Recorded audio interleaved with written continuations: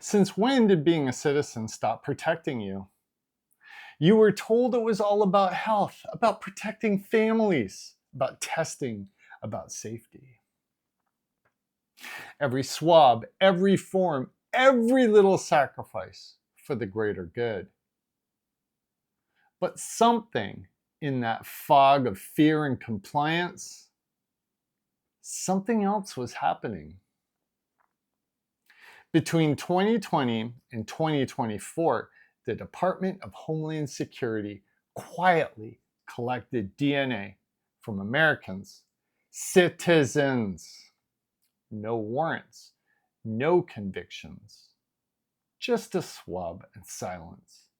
And the most shocking part, ready for it, many of those samples came from children, kids who had no way to understand what was being taken from them, and no way to fight back.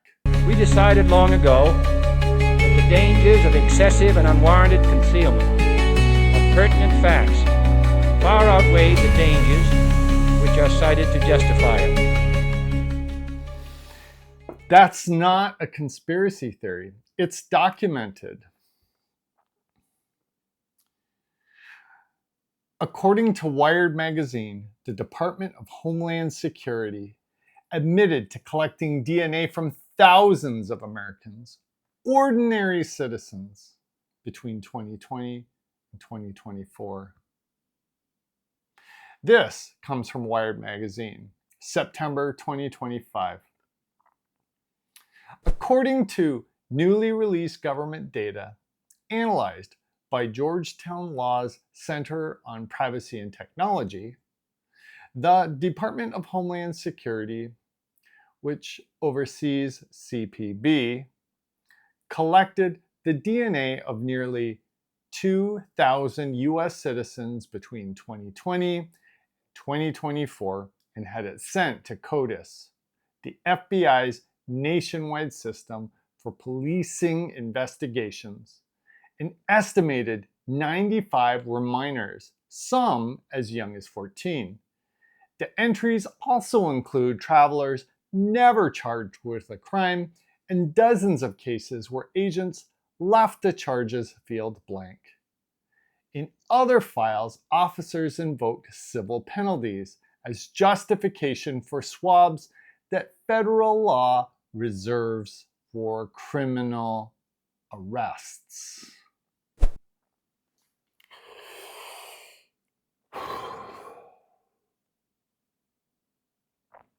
"2,000 citizens. That's what they confirmed. How many more that we don't know about? Ordinary people, travelers, parents, workers, filed into a database built for criminals. We all know what was going on between 2020 and 2024. The swabs, the tests, the endless compliance. But did you ever think that the swab you had to take for work or school or travel would end up stored in a criminal database? Oh, maybe we should have known. Let that sink in. Your DNA cataloged beside convicted offenders. That's not border control. That's control, period.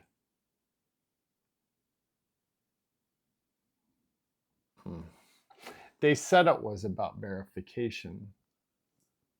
Verification for what exactly? Many of us were already suspicious about the motives behind all of this, but we couldn't prove anything. Now it's all coming out.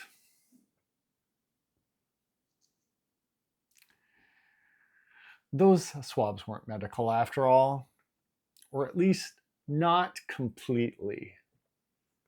They were forensic. And when the few honest reporters, the ones who weren't in Big Pharma's back pocket, asked who authorized it, many of them at the risk of losing their jobs or their platforms. The agencies hid behind the same phrase they always use: for your safety. Safety has become the password to bypass every boundary. What horrors will come next in the name of safety? CODIS, C-O-D-I-S, the FBI's criminal DNA database. It was built for convicted offenders. Okay, let's do this again. CODIS, the FBI's criminal DNA database. It was built for convicted offenders, not for you, and most certainly not for your kids. So how does a citizen with no record end up in there? What box did we check that made us property? I wonder I don't remember ticking it. And these aren't just numbers. These are travelers, families, even minors. Their DNA filed next to serial offenders under civil penalties, with the charges field left blank. Oh, how convenient. Even lawmakers demanded answers. They didn't get any. We didn't get any.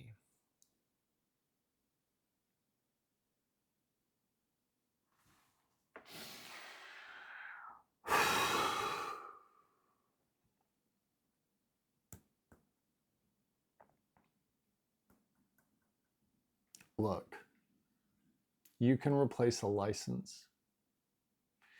You can change a password. Those things are basically government property anyway. But our genetics? That's different. Who gave them the right to take that? They pay you for blood plasma. They'll pay you for sperm and egg donations. But this, they took it. They decoded it. And you can't get it back. You can't reset it. You can't scrub it. You can't make it private again.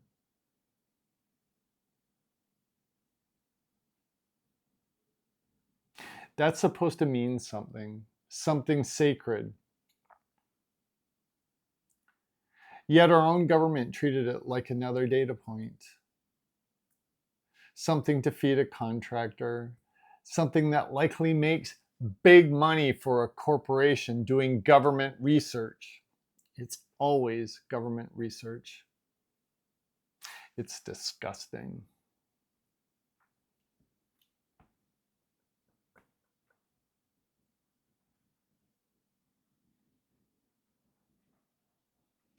There's more in this article. Oversight bodies and lawmakers have raised alarms about the program. As early as 2021, the DHS Inspector General found the department lacked central oversight of DNA collection and that years of non-compliance can undermine public safety, echoing an earlier rebuke from the Office of Special Counsel, which called CPB's failures an unacceptable dereliction. That's an understatement.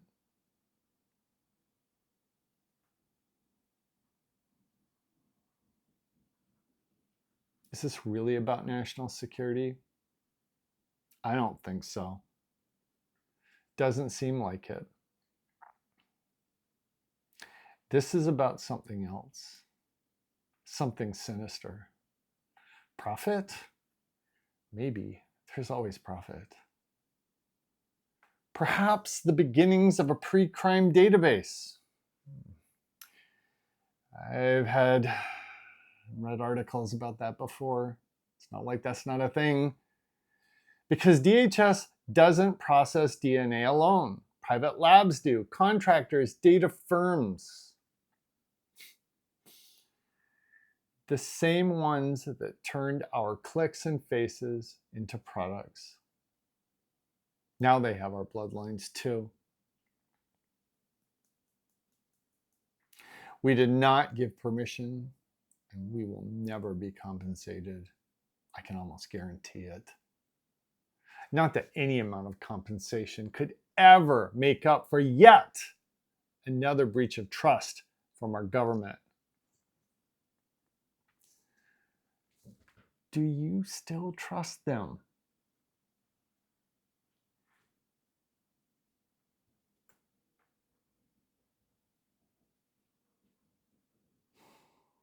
I don't. I don't. Think about that. The same government that couldn't protect your privacy during a cyber breach is now sitting on the most personal data imaginable. And you didn't even know it was happening.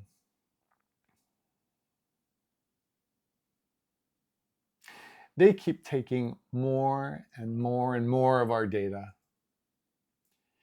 and putting it on sketchy servers that don't even have proper security protocols, even though they say they do. Then why so many data breaches? So many data breaches. They steal our data and then act cavalier when it's stolen. After all, they're not the ones who have to deal with the repercussions. It's you and I that do. And what horrific consequences could a bad actor with our DNA get away with? Are we going to have to worry about an enemy creating bioweapons targeting us?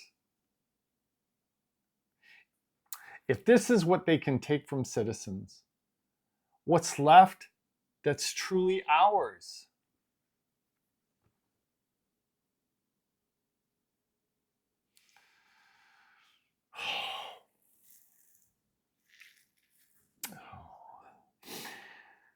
They told us it was about health. I already knew it wasn't.